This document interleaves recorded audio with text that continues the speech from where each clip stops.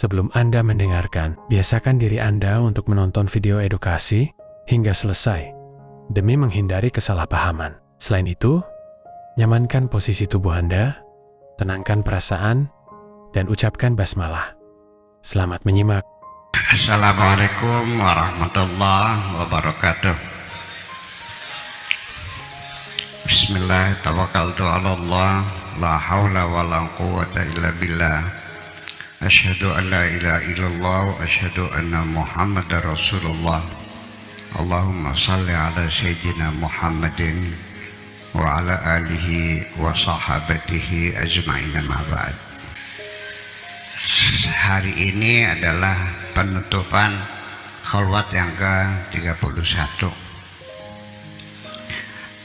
Saya ingin menceritakan dulu bagaimana reaksi masyarakat kita ketika saya membangun tradisi khalwat yang sudah lama ditinggalkan umat ini. Ya, jadi khalwat itu dicurigai oleh teman-teman saya. Ya, teman saya itu siapa? Saya kiai, jadi teman saya siapa? Ya, artinya menakut-nakuti orang yang ingin khalwat di sini. Awas, barangkali ini ajaran sesat, karena dalam Islam nggak ada bertapa itu. Ya, saya tidak marah, tapi saya hanya mengelus dada betapa umat Islam tidak paham sunnah Rasul itu. Jadi khalwat itu dianggapnya bukan sunnah Rasul, tapi kalau kawin lagi itu sunnah Rasul tuh. Dengan komentarnya yang sangat menyedihkan sekali, yaitu menilai diri saya bahwa Buya Sakur itu sekolahnya saja di luar negeri 20 tahun, ijazahnya sekoper. Ngapain, untuk apa bertapa di hutan mencari harta? Tinggal cari kerja saja, bisnis. Dia otaknya otak bisnis kok, ya kan? Ilmunya banyak, kenapa tidak cari uang aja yang banyak di kota-kota besar? Toh nanti kalau uangnya banyak apa saja bisa kok. Itu komentar yang saya terima dari teman-teman. Jadi kalau saya uangnya banyak, nah, dengan uang itu saya apa saja bisa. Dari situ saya beristighfar, astagfirullahaladzim 27 kali. Karena selama ini yang saya yakini, dan untuk selamanya insya Allah, bahwa apa saja yang bisa, apa saja yang bisa, tidak ada lain kecuali hanya Allah subhanahu wa ta'ala. Innallaha ala kulli syai'in qadir. Allah itu apa saja bisa. Kok ternyata di otaknya teman-teman saya itu ada keyakinan lain, bahwa selain Allah ada apa saja bisa, yaitu wah. Jadi ada berapa Tuhanmu di otakmu itu? Pertanyaan saya, mana yang lebih besar? Apakah Tuhan Allah, apa Tuhan uang? Itu persoalannya. Dan disinilah kita mulai konsisten. Saya abaikan komentar-komentar semacam itu, dan alhamdulillah hari ini luar biasa sekali terwakili dari semua daerah, bahwa kita ini sudah didengar orang, dilihat orang seluruh Indonesia.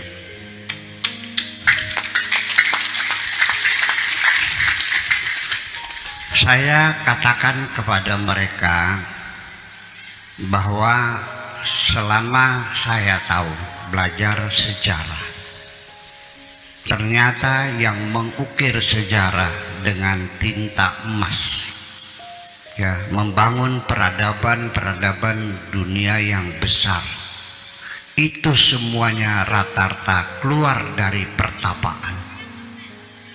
Sampai sekarang saya tidak melihat ada manusia besar yang bisa membangun peradaban keluar dari diskotek dan keluar dari nightclub. Ya, karena bagaimanapun masih rapuh. Ya, terjadi keguncangan dalam jiwa mereka karena belum kokoh. Khalwat ini salah satunya adalah mengokohkan jiwa kita, konsistensi. Nah, itulah makanya bapak-bapak dan ibu-ibu sekalian, kita menapaktilasi nabi-nabi kita, ya. Nabi Muhammad juga bertapa di Gua Hira, Nabi Ibrahim juga bertapa di padang pasir, Nabi Musa juga bertapa di gunung Tursina, Nabi Khidir juga bertapa di lautan, Siddhartha Gautama juga bertapa di hutan. Semua orang-orang besar.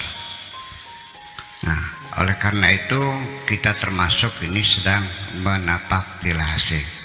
Dan tadi barusan kita melakukan sholat Idul Adha berjamaah di sini, ya.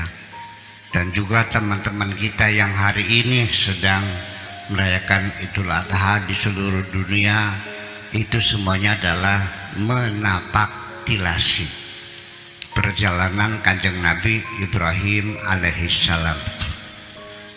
Kenapa kita umat Muhammad ini diperintahkan oleh Allah untuk mengikuti millah Ibrahim, fattabi' millata Ibrahima hanifa. Dan di dalam sholat kita, setelah baca sholawat untuk Nabi Muhammad, kita juga membaca sholawat untuk Nabi Ibrahim. Kenapa bukan Nabi Sulaiman? Kenapa bukan Nabi Musa? Kenapa bukan Nabi Khidir? Kenapa bukan Nabi Yunus? Karena kita ini adalah pengikut Ibrahim. Ya, makanya tidak nabi yang lain tapi nabi Ibrahim. Akidatan, bukan syariatan ya, akidatan, akidahnya. Kenapa? Karena konsep teologis yang dibangun oleh Kanjeng Nabi Ibrahim adalah teologis totalitas, berserah diri kepada Allah secara total. Itulah makanya Nabi Ibrahim mengatakan wa ana minal muslimin, aku ini berserah diri secara total kepada Allah. Nabi Musa juga sama, setelah gagal melihat Tuhan dengan matanya, dia jatuh tersungkur, wa qala tubtu wa ana minal muslimin. Juga Nabi Musa mengatakan aku berserah diri. Islam berserah diri. Jadi agama apa? Islam. Kenapa? Karena aku berserah diri. Tapi kalau kamu ngaku Islam tapi kepada Tuhan selalu membangkang, selalu ngelawan, nah itu namanya ya belum Islam dong. Jadi disebut Muslim, tetapi secara terminologi adalah agama yang dibawa oleh Nabi Ibrahim, yang rukunnya ada berapa? Rukun Islam berapa? Syahadat, zakat, sholat, puasa, haji. Itu yang disebut rukun Islam. Tetapi Islam secara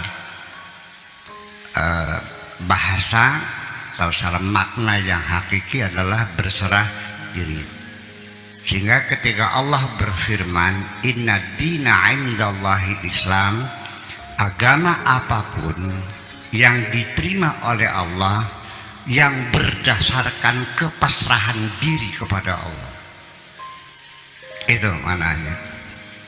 Jadi kalau tidak pasrah ya bukan Islam namanya, kan begitu. Yang intinya yang kita tapaktilasi adalah pada suatu hari Nabi Ibrahim mimpi menyembelih anaknya. ya, dan itu mimpinya sudah sekian lama selalu ingat. Akhirnya dia bermusyawarah dengan anaknya yang bernama Ismail, wahai anakku, aku bermimpi menyembelih kamu, dan pikiran itu nggak hilang-hilang dari kepala saya nih. Nabi Ibrahim merasa cemas, mungkin ya, gelisah, mana tega menyembelih anak, malah mana anaknya yang lebih tegar. If'al bima tu'mar, laksanakan sajalah perintah Allah itu, aku siap disembelih. Nah, ketika disembelih ternyata Allah menggantinya dengan kambing. Ini adalah satu isyarat dari langit, dari Allah, bahwa pengorbanan dengan nyawa manusia selesai. Sejak ini tidak boleh lagi berkorban dengan nyawa manusia. Kita ganti dengan korban harta benda, dengan binatang. Inilah satu pengertian kita bahwa agama-agama dahulu di kebudayaan peradaban Mesir kuno, karena mereka selalu mendapat musibah setiap tahun, sungai Nil itu meluap dan terjadi kebanjiran dan korban banyak. Akhirnya agama yang ada pada zaman itu memutuskan supaya tidak banjir, maka perlu Tuhan kita diberikan korban. Korbannya itu adalah seorang anak gadis yang tercantik di kota Mesir, yang masih perawan, itu ditenggelamkan di sungai Nil, dikasih bandul, ditenggelamkan untuk Tuhan mereka. Korban dengan nyawa manusia itu bukan di Mesir, di peradaban Babilonia juga sama, disembelih di atas batu di depan berhala untuk Tuhan, dan banyak sekali korban-korban manusia untuk Tuhan. Sejak Nabi Ibrahim semuanya terlarang, bahwa manusia harus dihormati. Firman Tuhan dalam Al-Quran bahwa manusia perlu dihormati itu adalah sebagai manusia. Sejak kapan manusia dihormati? Sejak di dalam manusia sudah ditiupkan roh dari Tuhan. Allah menyuruh semua makhluknya untuk menghormatinya. Wa idza sawaituhu, ketika bentuk manusia sudah sempurna, wa nafakhtu fihi mir ruhi, dan kutiupkan roh ke dalamnya, faqa'u lahu sajidin, maka bersujudlah kamu semuanya. Jadi statusnya sejak manusia bernyawa manusia itu harus dihormati.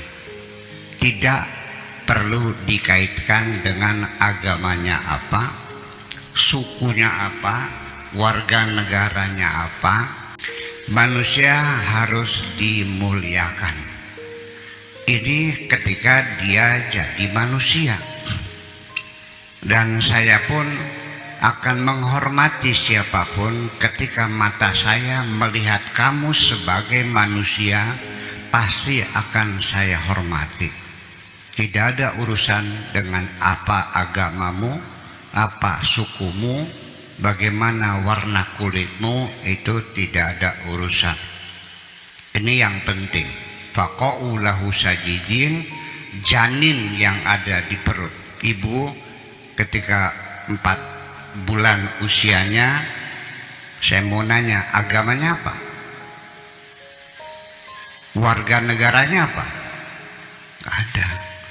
Baru kita ini mendapatkan warga negara ketika kita sudah terlahir. Saya lahirnya di Kertasmaya. Kertasmaya itu kabupatennya Indramayu. Indramayu itu provinsinya Jawa Barat, itu provinsi.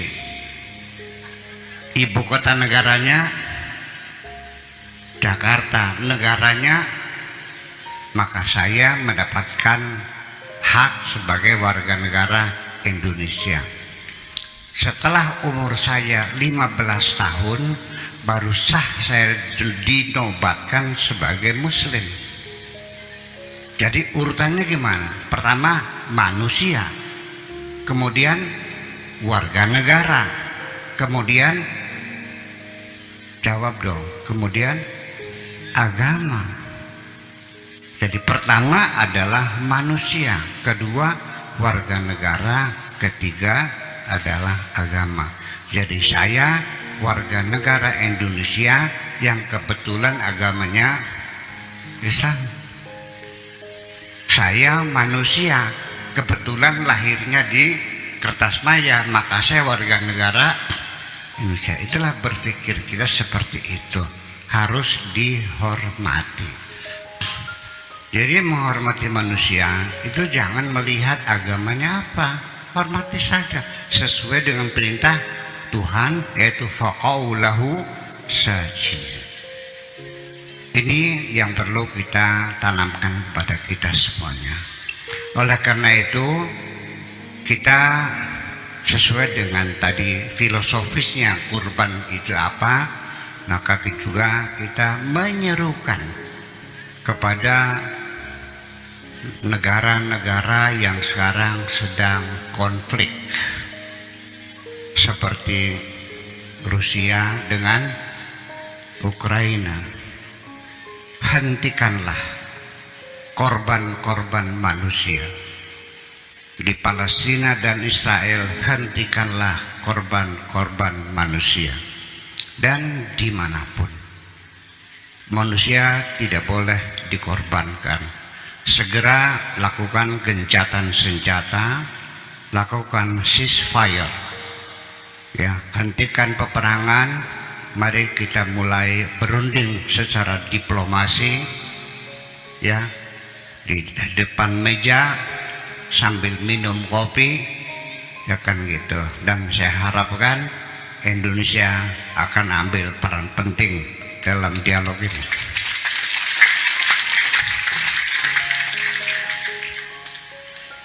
Bukan hanya di situ, bukan hanya mengorbankan orang lain, tapi juga jangan kau korbankan dirimu sendiri dengan meledakkan bom di perutmu itu. Engkau yang mengorbankan nyawamu dan juga mengorbankan orang lain. Itu yang perlu saya garis bawahi. Tidak ada hebatnya mengorbankan manusia. Allah sudah melarangnya. Jadi hendaknya ketika kita berbenturan kepentingan-kepentingan, cobalah diselesaikan secara diplomasi dulu dong. Jangan langsung perang. Kalau perang kan mengorbankan manusia. Makanya teorinya ada arba'atu asyhur, ya.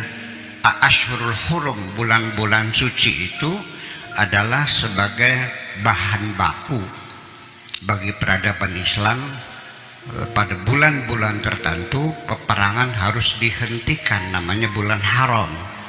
Nah, itulah peluang-peluang bagi umat Islam untuk melakukan ceasefire. Ceasefire itu gencatan senjata, menghentikan peperangan. Ya, itu harus kita pahami. Oleh karena itu mengorbankan orang lain juga tidak boleh, apalagi mengorbankan diri kita sendiri.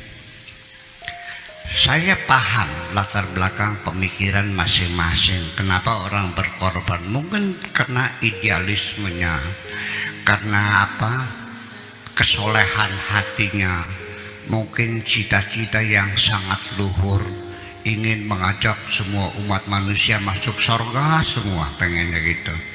Salah nggak begitu? Ya, sampai dia siap mengorbankan dirinya sendiri, yang namanya bom bunuh diri. Nah, supaya kita tidak terjebak dalam hal yang semacam itu, ada petunjuk dari Tuhan kepada kita supaya kita menghentikan menyalah-nyalakan orang, menghentikan membunuh orang yang tidak berdosa, menghentikan kita bunuh diri. Itu Allah menyuruh kita sebagai orang-orang yang beriman, udah, lu jangan mikirin orang lain, pikirin aja dirimu sendiri. Yang kau duga mereka sesat, nggak ada urusan. Yang kau duga mereka bid'ah, nggak ada urusan. Yang kau duga mereka kafir, tidak ada urusan. Urusi dirimu sendiri. Ini firman Tuhan. Bismillahirrahmanirrahim. Ya ayyuhalladzina amanu, wahai orang-orang yang beriman, alaikum anfusakum, urusi dirimu sendiri. La yadurukum man dhalla idza tadaitum. Tidak akan mengganggu dirimu, tidak merusak dirimu, tidak merugikan dirimu ketika mereka tersesat. Urusi saja dirimu. Idza tadaitum, ketika engkau mendapat hidayah, ya syukurilah hidayah itu. Orang lain mau diajak nangga silakan, tapi jangan ngurusin orang, jangan menduga-duga mereka ya kafir, ya murtad, ya bid'ah, ya sesat, ya zindik dan sebagainya. Ya, itu adalah perintah dari Tuhan. Kita harus tahu diri bahwa urusi saja dirimu sendiri. Sebelumnya mohon maaf. Sebelum mendengarkan lebih lanjut, kami sangat berterima kasih jika Anda mendukung channel ini dengan cara like, komen, dan subscribe. Kita yang kholwat silakan berkholwat, urusi kita diri sendiri, ya MCK-nya yang bagus, ya konsumsinya yang bagus. Nggak usah kita menyalah-nyalakan orang yang tidak mau kholwat. Selesai. Apalagi dengan kita, dengan agama lain pun kita harus punya sikap yang jelas. Lakum dinukum waliyadin. Agamamu silahkan agamamu, dan kami juga punya agama sendiri. Dan kita bersahabat, kita bekerja sama, kita membangun kemakmuran bersama. Ini Nabi Ibrahim mengajarkan kita hentikan pengorbanan manusia. Jadi bapak-bapak, ibu-ibu sekalian, kalau punya kepedulian sosial, ya, yang bapak-bapak duga mungkin orang itu kafir, musyrik, bid'ah, nggak usah dibunuh, nggak usah bunuh diri. Yuk kita ya sejahterakan masyarakat kita. Silakan Anda berkorban dengan harta Anda. Silakan bantulah madrasah-madrasah yang ada di sekitar Anda. Bantulah masjid-masjid, anak-anak yatim, orang-orang jompo dan sebagainya. Silakan Anda berkorban dengan harta Anda, tapi jangan mengorbankan nyawa manusia. Saya pernah mendengar ada cerita di Australia, persatuan dokter yang ada di sana, kalau di sini namanya IDI, ya, Ikatan Dokter Indonesia.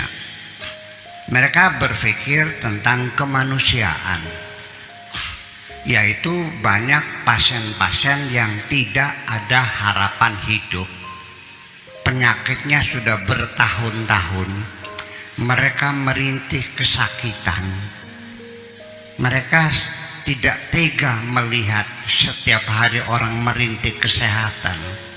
Jadi mereka punya proyek, ya, diusulkan rencana undang-undang, diusulkan kepada parlemen, ya, minta dibuatkan undang-undang sebagai payung hukum demi kemanusiaan, daripada pasien ini menderita kesakitan bertahun-tahun, minta diberi izin disuntik mati saja demi kemanusiaan.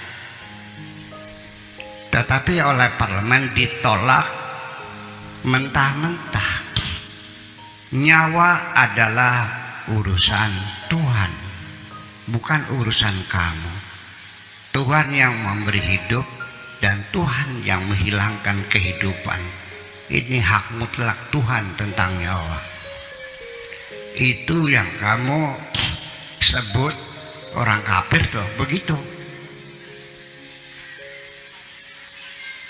Yang kafir gitu ya? Iya, jadi ditolak. Itu artinya, ini artinya satu pelajaran bagi kita juga sebetulnya, Ma. Kita menjunjung tinggi kemanusiaan. Sangat tidak lucu sekali ketika ada orang menjerit-jerit minta tolong sedang tenggelam di Kali Cimanuk. Tolong, tolong. Terus kamunya dengan gagah perkasa di atas tanggul dengan bertolak pinggang, apa agamamu?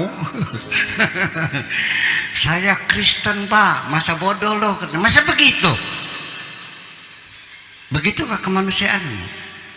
Nah, itu yang jadi persoalan. Termasuk juga kejahatan yang pernah dia lakukan kepadamu sendiri, yang mungkin dulu memfitnah kamu, ya kan, mencaci maki kamu.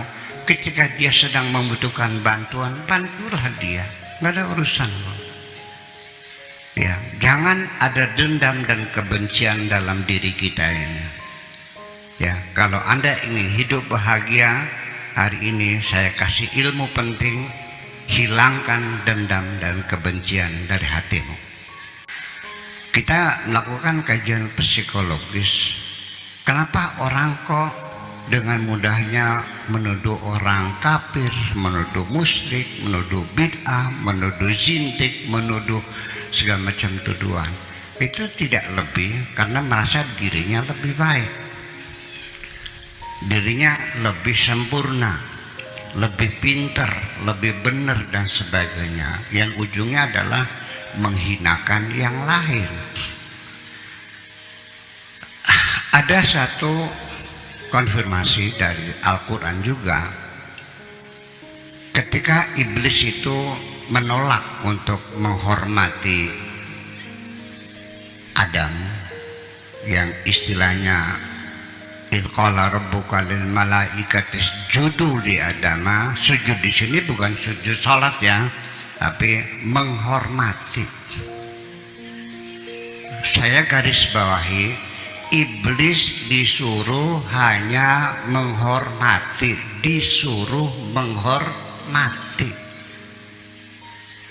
Iblis disuruh salat enggak, disuruh puasa enggak, disuruh berkholwat enggak, disuruh menghormati. Artinya hatimu yang berbuat, yaitu menghargai orang lain. Dia menolak,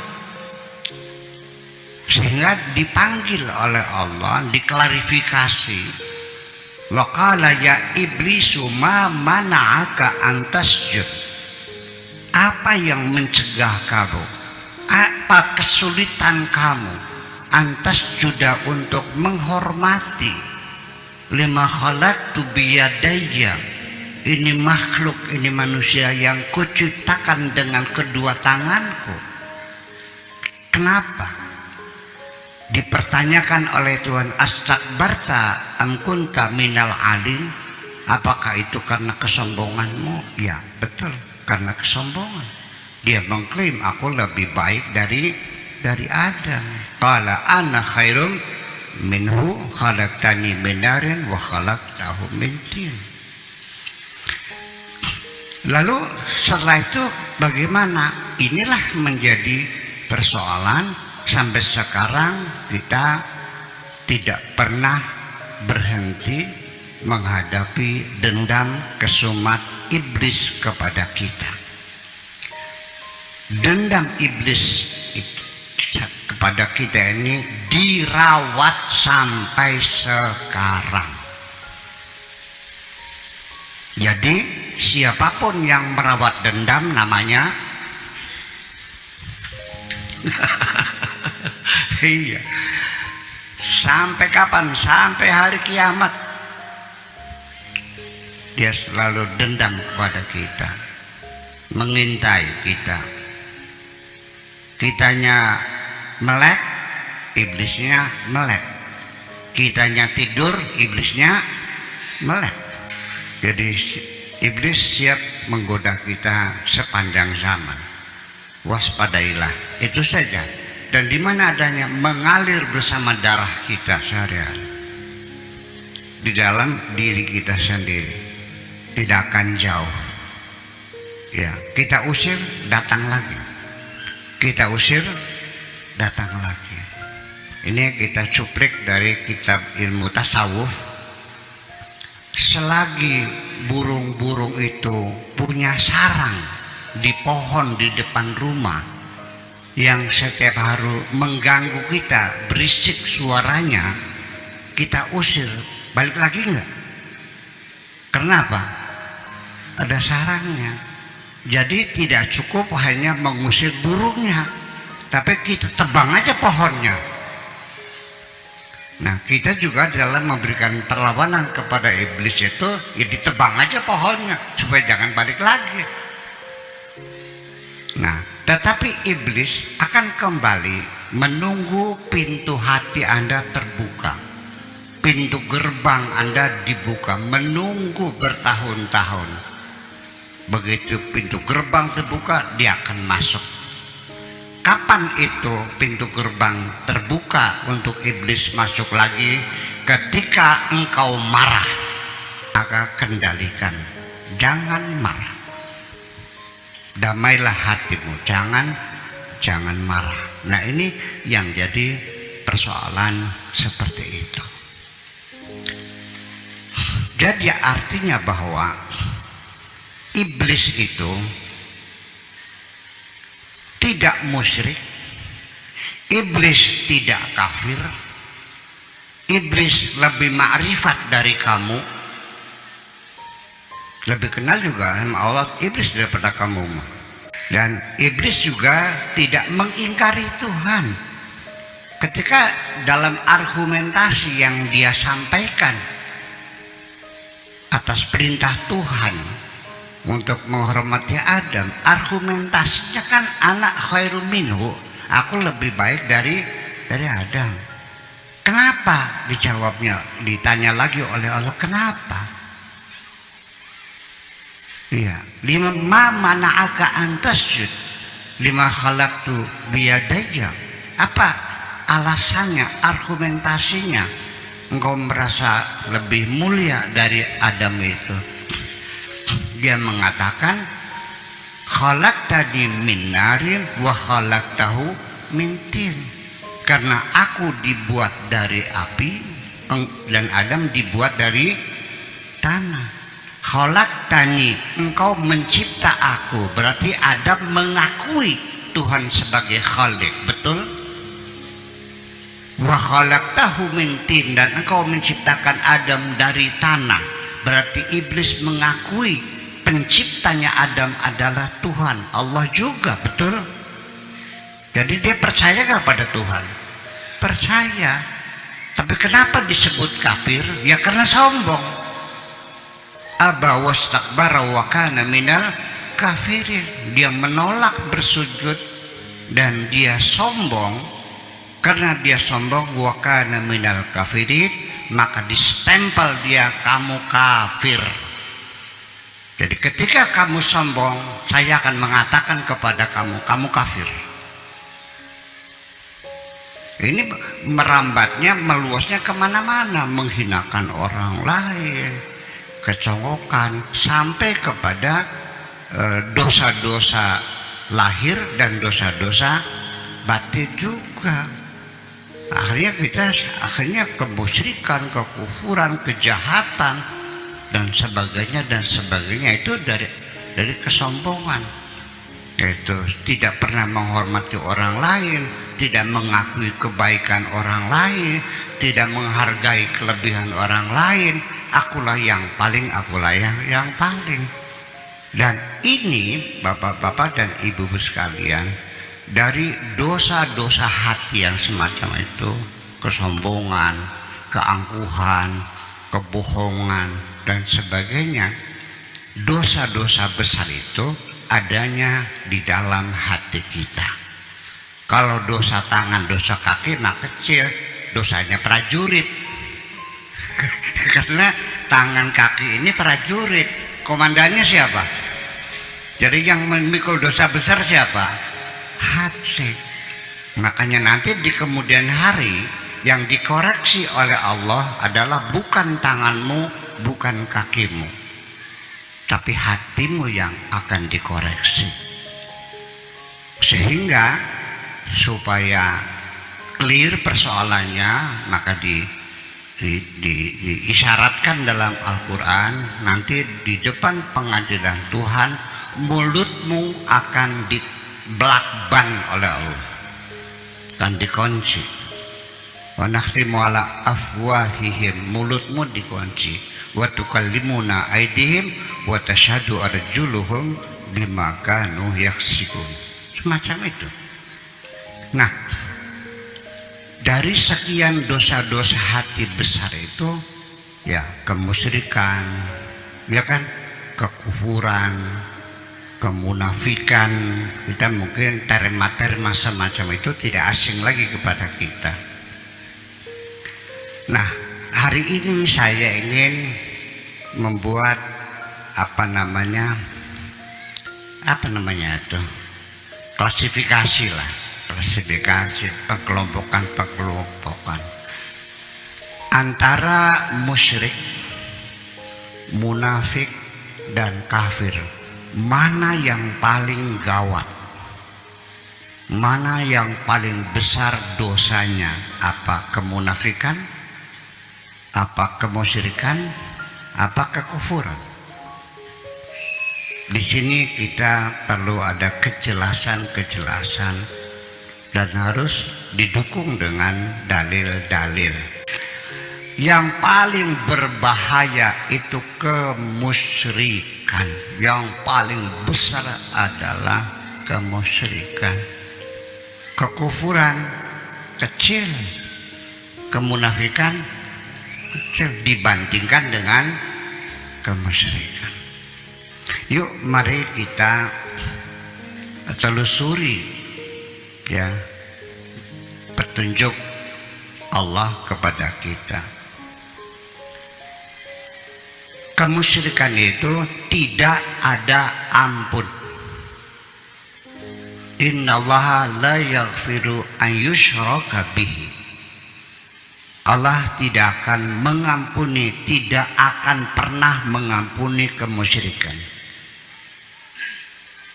Ya.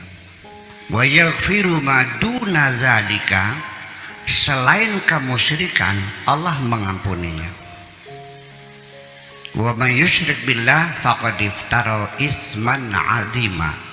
Barang siapa yang melakukan kemusyrikan, berarti dia telah melanggar dosa yang sangat besar sekali. Tidak ada ampun. Kemudian kekufuran bisa diampuni Tuhan. Allah memberikan harapan kepada orang kafir untuk diampuni, tapi musyrik tidak. Ya. Jadi artinya firman Tuhan jelas, qul lil ladzina kafaru ayantahu, katakan kepada orang kafir berhentilah, udah jangan mengumbar kekufuran, yufar lahum, nanti akan diampuni oleh Allah, maqad salafa, yang sudah akan diampuni oleh Tuhan semuanya. Kabar gembira bagi orang kafir, Allah akan mengampuni kamu semuanya. Ya. Diampuni, selesai. Ayan tahu yufar lahum. Itu maqad salafa, apapun yang sudah selesai, begitu kamu sadar, kami akan mengampuni semua dosamu itu. Jadi gawat mana kafir sama musyrik? Gawat mana? Gawat musyrik. Iya. Kemudian munafik gimana? Luar biasa ya. Tetapi Allah berfirman tentang orang-orang munafik, liyajziyallahu, Allah akan memberikan imbalan yang baik, ya, lisadiqina, kepada orang-orang yang jujur, an sidqihim, tentang kejujurannya. Jujurlah, nanti kami akan membayar kejujuranmu itu. Ya, wa yu'adzibal munafiqina insya'a, dan kami akan menghukum orang munafik kalau kami berhendak. Au yatuba, atau kami juga akan mengampuninya. Ada harapan orang munafik diampuni oleh Tuhan. Bayangkan. Jadi yang gawat mah munafik apa kafir apa musyrik? Musyrik berbahaya. Yang jadi masalah bukan musyrik menyembah selain Tuhan. Ini musyrik ini bukan hanya menyembah berhala, bukan kalau menyembah berhala menyembah kafir, menduakan Tuhan. Dengan siapa? Dengan dirimu sendiri. Engkau mengangkat dirimu lebih tinggi dari Tuhanmu, itu kemusyrikan. Dan engkau merasa lebih berkuasa dari Tuhanmu, itulah kemusyrikan. Makanya tidak ada ampun, karena engkau telah menuhankan dirimu sendiri.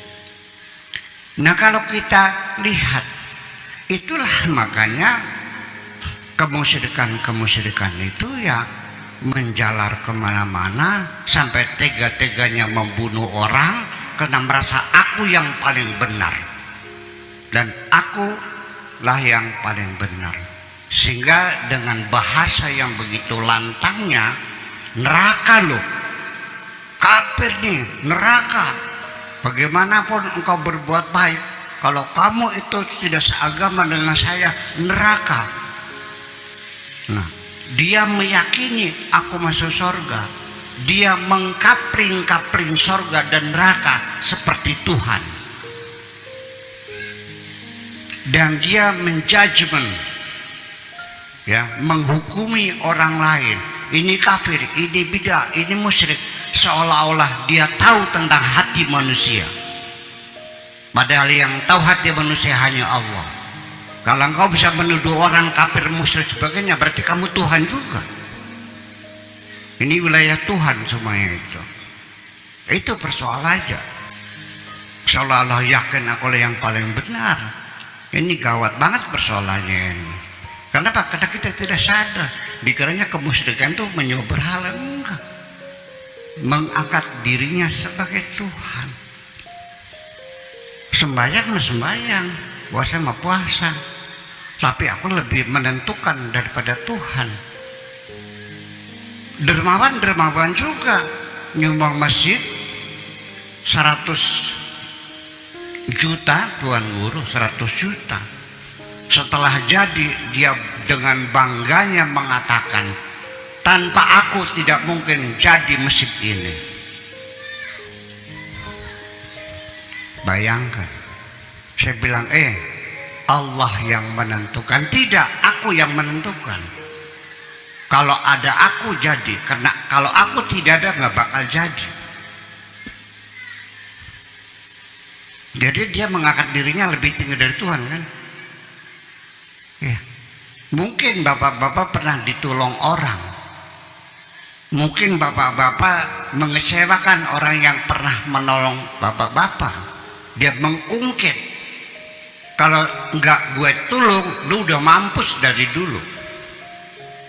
Bahwa dia mempunyai kemampuan menyelamatkan nyawa orang lain.